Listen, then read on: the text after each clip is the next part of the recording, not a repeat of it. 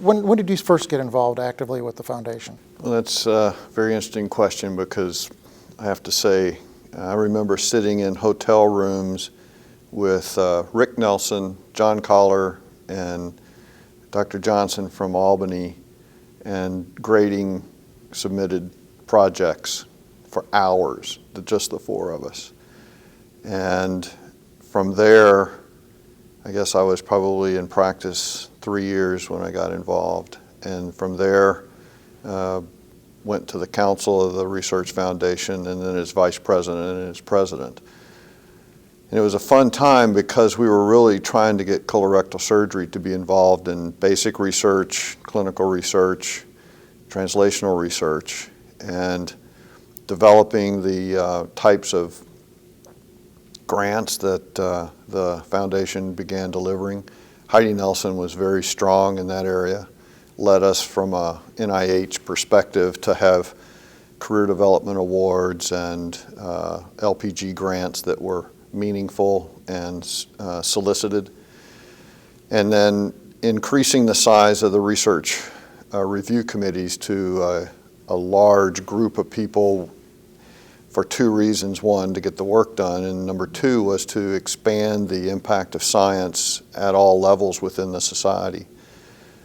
And what we found was that it really did work, that small institutions that really had no concept of research began submitting small projects. They were funded and then eventually presented. The Research Foundation began to take on a real life of its own. Yeah, I think you well remember at that time that you got involved, aside from the several big clinics, there were probably only 2 or 3 academic university-placed colorectal departments. That's absolutely right. Harand Abkarian had one, and Ira Codner had one. I guess University of Texas had some affiliation with a strong university, and we were looking for people to really begin changing the view of the outside world toward colorectal surgery as a science-based specialty. It was exciting when the foundation was able to help fund the first actual endowed colorectal professorship at the University of Illinois.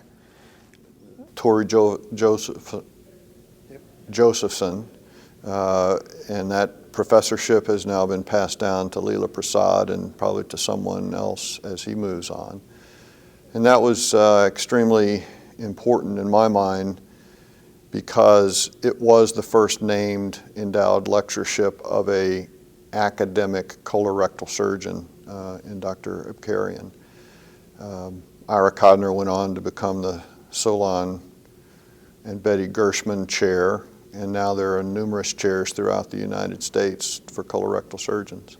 Well, I also fondly remember the year that I was the president of the Research Foundation, and I got to work with my son as his company sponsored our Research Foundation banquet, which was the first banquet we had done to, in conjunction with the ASCRS meeting, to solicit donations from the general membership.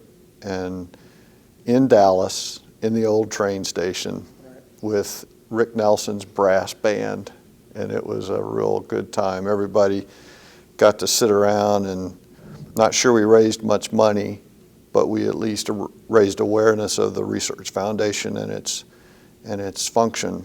And since then, the idea has grown to include the reception on Sunday night being a fundraising event for the Research Foundation with a silent auction, and we ring the bell every time somebody gives a donation. And I think it's become part of the tradition of the ASCRS for us to really participate in the funding of research.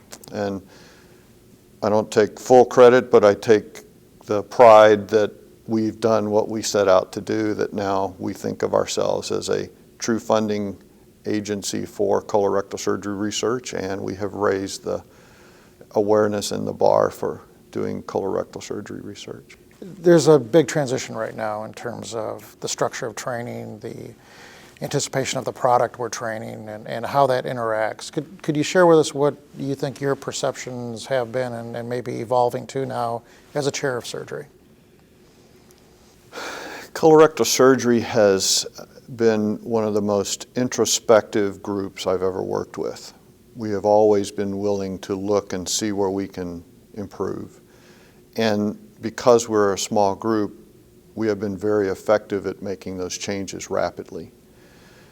The Board of Colorectal Surgery is a very good example of that.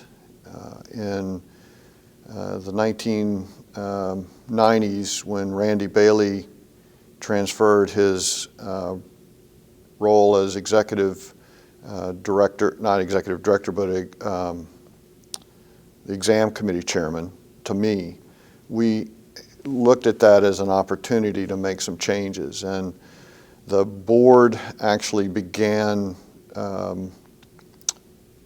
much more critical process of writing questions, organized them in a different way. Bruce Wolf participated to change the way we did the visual diagnostic exam and the pathology exam. We solicited question writing from a different point of view. We asked the ASCRS to actually start training our writers, so we had seminars and symposia at the ASCRS to train people to write questions. We began using the Program Directors Association as a resource for writing questions, got the program directors involved in actually thinking critically along the lines of their training programs. We've changed the way the oral exam has been structured so that it is more a test of judgment and critical thinking as opposed to test taking. And that was a major accomplishment. And now the Board of Surgery has followed along those lines, taking our lead. So colorectal surgery can be very proud of those achievements and the way we've looked at ourselves and how we've done things to improve what we're doing. So now in your new role as chair, you have to be a little less parochial in favor of colorectal surgery. How do you see the training paradigm adapting for our base training as general surgeons, and how do we train the various specialists that we need? Well, as you know, as liaison from colorectal board to American Board of Surgery, you do two things. One is you protect the specialty. You make sure that we have the product coming to our fellowship that is good, and we make sure that we stay as leaders in our field and managing the patients with our disease processes. But having said that, I think the American Board of Surgery recognizes the fact that if surgery or general surgery does not give us the adequately trained individual, we have a much tougher time to try to produce a colorectal surgeon at the end of a year of clinical training. And I think it was in 1996, Bruce Wolf and I tried to shorten general surgery training or expand colorectal training.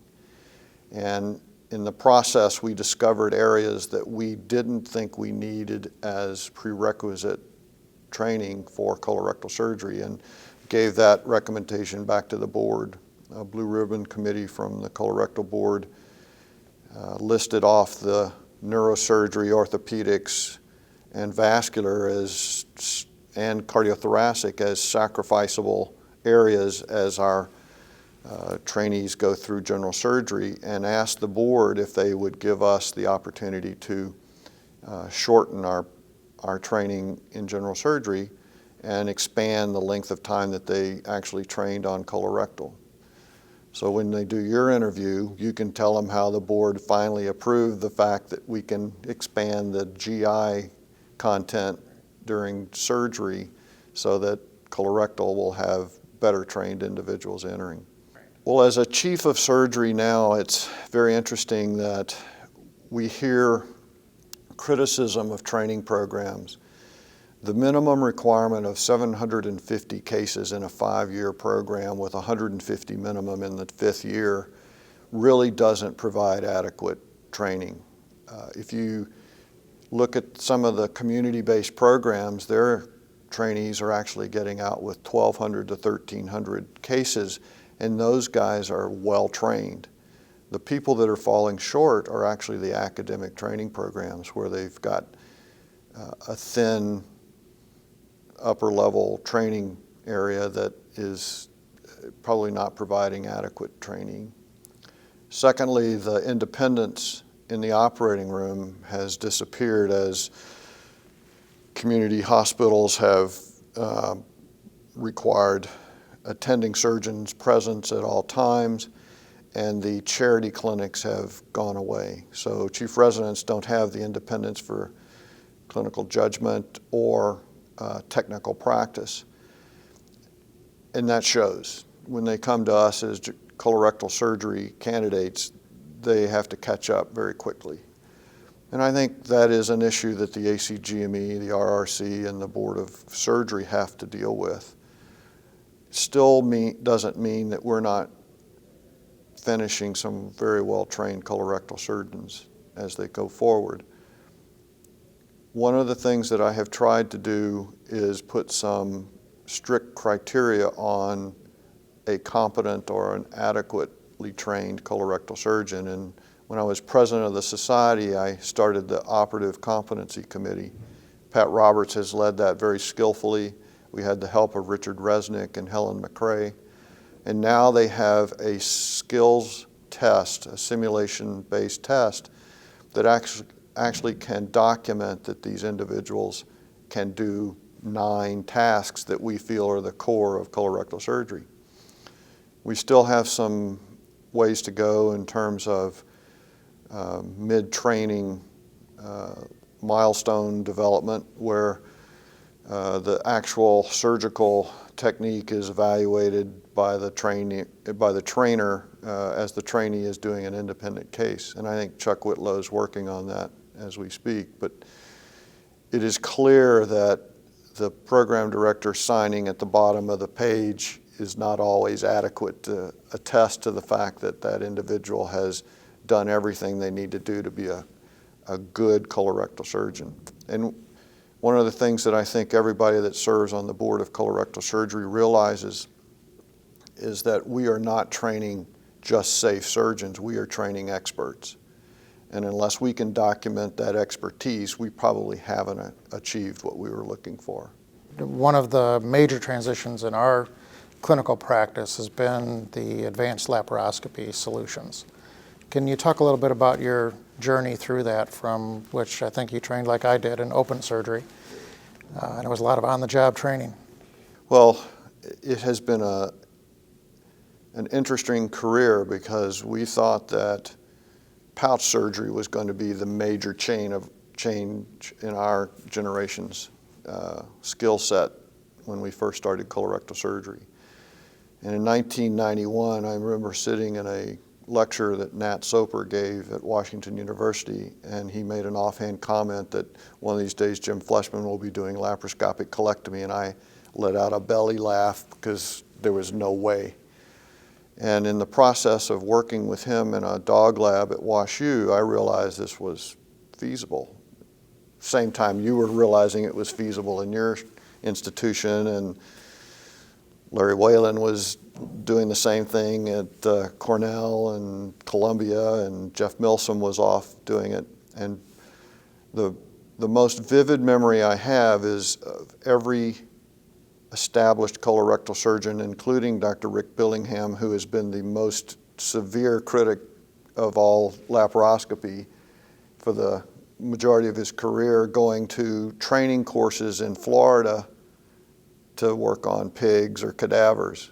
And now even Dr. Billingham does laparoscopy. So we've gone through the transition. We've done it, fortunately for colorectal surgery, in a scientific way. And the next most vivid memory is standing at the back of the hall in Philadelphia with Heidi Nelson and Bob Beert saying, we need to do a randomized controlled trial. And from that came the cost trial. And everybody showed up. I mean, colorectal surgery has can be very proud that we are the one specialty that I can think of that has taken one of the major changes in surgical technique and put it through the rigors of a randomized controlled trial and have gotten an answer. Other specialties and other techniques have ignored that mechanism. And when you look at the literature, there is no doubt in my mind that laparoscopic colectomy is an equivalent technique that is usable for cancer and has probably produced more benefits for patients than anything else I've done in my lifetime. The one thing that I'm excited about is that structure and that attitude has now moved forward to the laparoscopic treatment of rectal cancer. And the majority of the people that are participating in the second generation of trials for laparoscopic low anterior and APR are the same people that participated in the first trial. And the contributions by those surgeons, while sorely under-reimbursed for their participation, has been outstanding. And I hope that colorectal surgery continues that for the future. We've got some new things coming up, robotics, notes. Those are areas where we really need to focus the scientific rigor of a trial before we say it's okay to do this. And I'm very proud to be a colorectal surgeon because of that.